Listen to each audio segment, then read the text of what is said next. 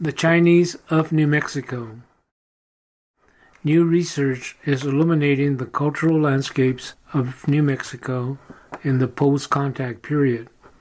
When you think of New Mexico after European contact, after the Spanish came, you don't often think of Chinese Americans and other Asians who joined the immigration to New Mexico. Like others, they came for opportunities in mining, agriculture, commerce, service, and other industries. Like others, some would stay for a while, and others will make New Mexico their home.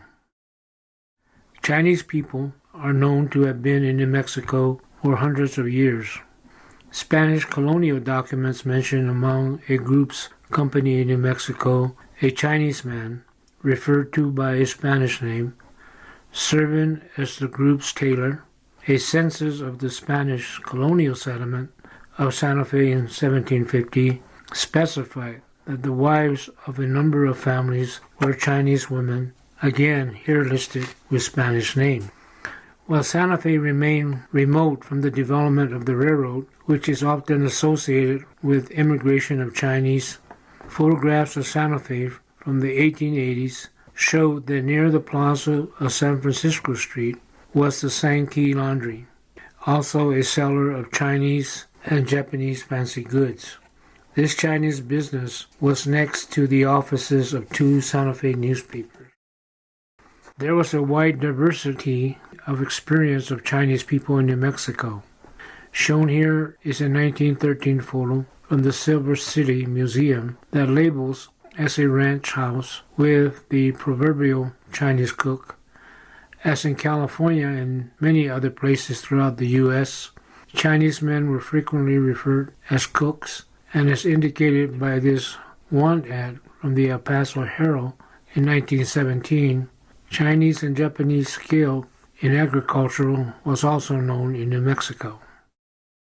In the railroad boom town of Las Vegas, New Mexico, in court proceedings that followed a robbery and murder, New Mexico became the place where a territorial Supreme Court decision established the right of a person to testify regardless of their religion. The 1884 case Territorial of New Mexico versus Yishang removed the requirement that a person had to prove that they were Christian before they could give testimony. Despite legal rights, Chinese New Mexicans were another ethnic group subjected to frequent violence. One example where the perpetrators were brought to trial comes from Clayton, New Mexico, in Colfax County. This 1897 murder was known at the time as perhaps the most brutal and revolting murder ever committed. Clayton News reporter relate that the judge, finding that the jury reported it could not reach a decision, recalled the jury, gave them a reprimand, and discharged them, saying, "Never as long as I hold court in this district will I allow one of you to sit in a case being tried before me." The judge then sentenced the accused to life in prison in Santa Fe. The jury's action had rendered the sentence of death by hanging impossible. The reporter followed up with a lead member of the jury who was a prominent local citizen of great influence.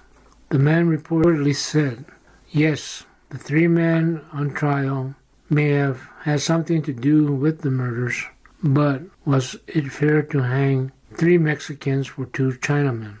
Mexicans was then the term used for people of Spanish descent born in New Mexico, which according to the article described all the accused as well as the jury. The ethnicities of the reporter and the judge were not mentioned. The idea that it was okay to target people of Chinese descent for violence or ridicule also persisted later in New Mexico. This 1914 newspaper item from Clovis, New Mexico, relates that the author holds as the latest idea in church fundraisers a Chinese tea party where guests are invited to eat rice and rats. The proponent, a woman, presumably Anglo, goes on to explain how the decorations should be made to evoke the countries in which your church does missionary work, and that the church woman should dress in Chinese attire and serve guests bowls of rice garnished with an edible fake red. Upon such festivities, we will close the curtain. At the same time, Asian Americans in New Mexico were valued members of many communities. Sam Ho Key, born in Albuquerque in 1882, graduated at age 16 as valedictorian of his class at Albuquerque High School. Educated in during his early years in China, he is shown here with his father, Sam Key, in one of the identity documents required of people of Chinese descent, even if native-born U.S. citizens, due to the 1882 discriminatory legislation that lasted into the 1960s. Sam Key ran a successful Albuquerque store and financially supported many community causes such as the State Fair. His son participated in school activities including as assistant editor of the school paper, The Occident, before in 1906 graduating early as valedictorian. The fact that he was accepted for admission at the University of Michigan for the fall without having to take additional qualifying exams was held up by the local newspapers as evidence of the progression of education in Albuquerque. Another family then famous in the community was the Liu family of Deming, New Mexico. The Liu family ran the agricultural operation known as the Deming Chinese Gardens. The Liu family's farm of 37 acres was held up by newspapers as far north as Albuquerque as an example of the productive potentials of New Mexico's land. Like many farmers, Mr. Liu C. and his wife Wang Shi had a large family, 9 boys and 1 girl, all except one born in Deming, New Mexico. The children carried birth certificates issued by the state of New Mexico to show this, and their mom was herself a native-born citizen born in San Francisco, California. The Liu family followed the custom of providing education in China when possible. Documents that son Liu Tiking submitted on return show not only him with his school class in China, but a Chinese language genealogy document showing his relations to all his cousins and other generations of Lius. A 1929 front-page feature in the Deming Headlight talks about the agricultural achievements of son Liu Tifang, who had then just graduated from Deming High School. In making their home and work in Deming, the Lius joined a number of other Chinese who ran businesses that included restaurants and laundries. A map made by National Fire Insurance Company, the Sanborn Company, in Deming, as elsewhere, followed the practice of noting which buildings were occupied by Chinese businesses or residents.